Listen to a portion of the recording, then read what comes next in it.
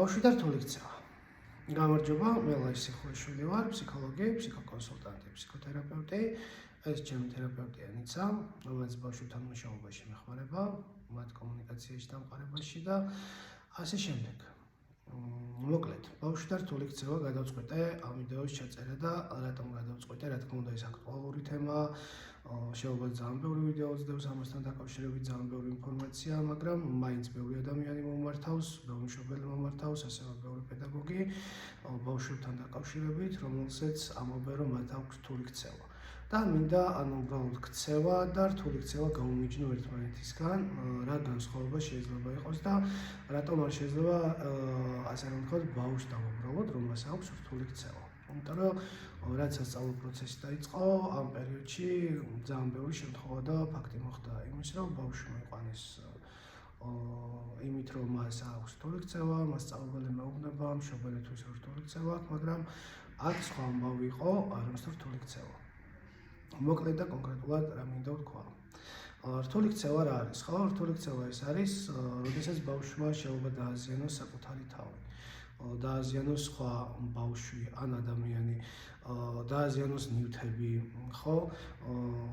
აგრესიულად ავლენდეს თავის ქცევას, აგრესიული გამოვლენები ქონდეს და ეს მივაწერო რთულ ქცევას, რა თქმა უნდა, ეს სამუშაო არის, მისახედი არის, რომ ეს ქცევა დროთა განმავლობაში ასაკთან ერთად არ გამტკიცდეს და არ იყოს შემდგომში უფრო მეტად გამოვლენილი ბავშვისგან. და მეორე საკითხი, რომელზეც ხშირად მოვიდნენ ამ პერიოდში, ეს არის ესეთი რაღაც, რომ უბრალოდ ნახეთ, დავიწყებ ასე, რომ ბავშვი, როდესაც მოევლენება ამ პლანეტას და ჩულობიდანვე ნელ-ნელა იზრდება, იგი რას ცდილობს, ხო?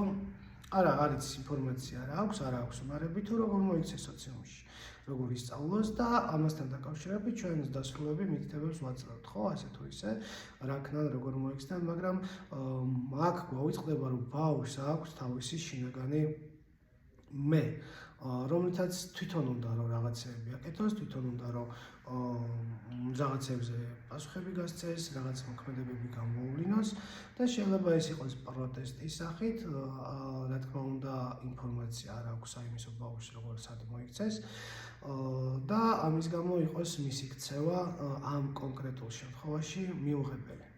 როგორც აღნიშნე თავიდან სკოლებში მაგალითად, ხო, შეიძლება სასწავლო პროცესის დროს ბავშვი ადგეს, დაიწყოს გაკვეთილზე სიარული, ან სხვას გადაუჩურჩულოს, ან ვერ გაჩერდეს და ეს მამას აწერენ რთულ ქცევას. მაგრამ ნახეთ, ეს რთული ქცევა არ არის და რატომ?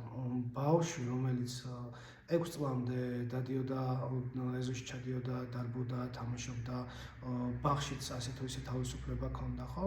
და მივიდა სკოლაში, სადაც 35 წუთის განმავლობაში კლასს უნდა იჯდეს თავის მაგიდასთან, ეგრეთ წოდებულ მერხთან, არ უნდა გაინძრეს და უნდა იყოს მშვიდად ერთ ადგილზე უნდა იჯდეს. რა თქმა უნდა, ეს მისთვის რთულია, იმიტომ რომ 6 წლის ბავშვი არის, მისი განვითარების ეტაპი არის ის, რომ ის უნდა იყოს აქტიური, როგორც ფიზიკურად, ისე გონებრივად უნდა დარბოდეს, დახტოდეს, მოძრაობდეს და ამ დროს ჩვენ სოციუმი ეუბნებით, რომ შენახა ეს 35 წუთი უნდა იჯდე. შეიძლება მას სურვილი ქონდეს რომ იჯდეს, მაგრამ ვერ მოახერხოს, იმიტომ რომ მისი ენერგია მეტად მეტი არის და მის ენერგიას მეტად მეტი გამოვლინება და დახარჯვა ჭირდება და ამიტომაც შეიძლება ვერ ახერხებდეს. ეს ერთი მომენტი. ახლა მეორე მომენტი რა არის კიდევ? ბავშვი, რომელიც შეიძლება ვერ ახერხებდეს ყურადღების კონცენტრირებას, ხო? მისი გონება ვერ იყოს განვითარებული საიმისოდ, რომ ფსიქოლოგიურად, რა თქმა უნდა, ფსიქოლოგიურ ჭრილში ვსაუბრობ, რადგანაც სხვა კომპეტენცია არ მაქვს, რომ სხვა დიაგნოზებზე და ასე შემდეგ ვისაუბრო, თუმცა მივხვდებით, დიაგნოზებიდან გამომდინარე შეიძლება იყოს, ხო, მეტად რთული ქცევა, როგორ უნდა ვიმუშაოთ მასთან და ასე შემდეგ. და რა საკითხზეც დავიწყე ახლა საუბარი, ეს არის, რომ აი ნიცაც არის ვენებს, იმიტომ რომ დღეს გალიდა დიდხანს ვერ იყო გამოსული და ესაც ენერგიას ხარჯავს ახლა. იმიტომაც დადის ჩემს სხეულზე აქეთ იქით.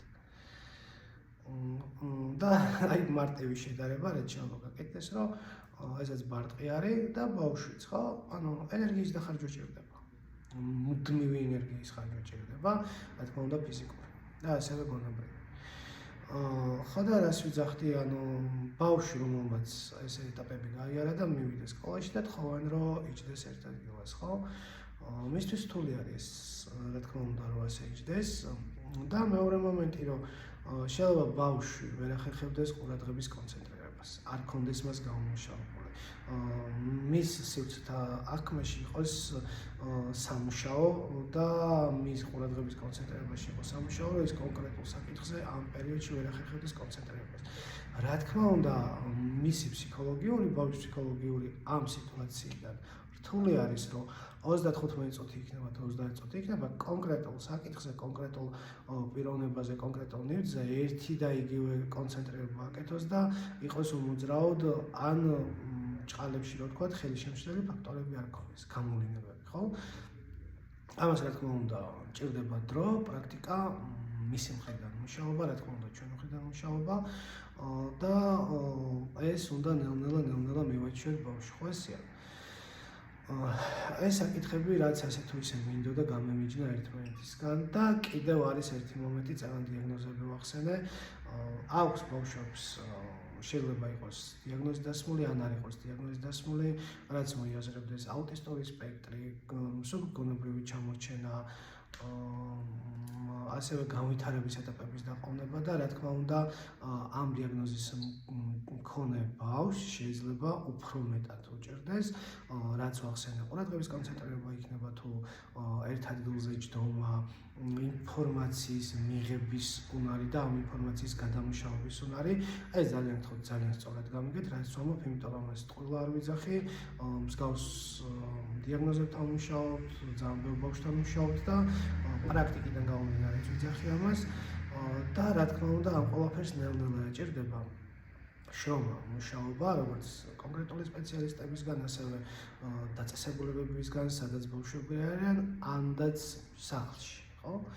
რომ ნელ-ნელა ეს ყველაფერი ბავშვმა აითვისოს, გამოუმუშავდეს უნარი, რომ შეძლოს მან ერთი და იგივე ადგილზე კარგი ნიცას ბიჭედი მივცით.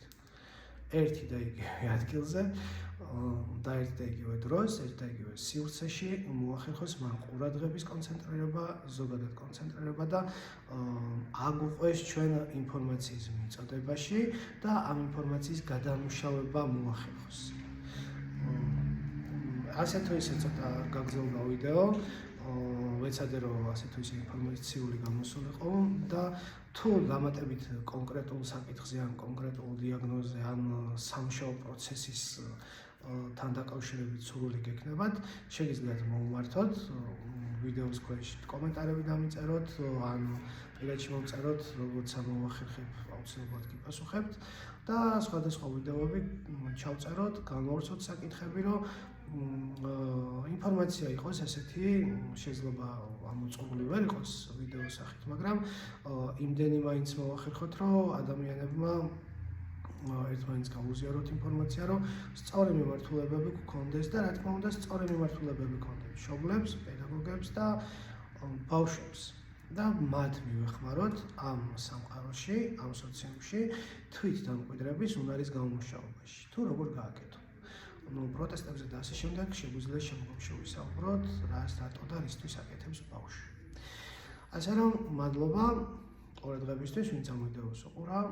გისურვებთ წარმატებულ ხალისიან დღეს. კარგად.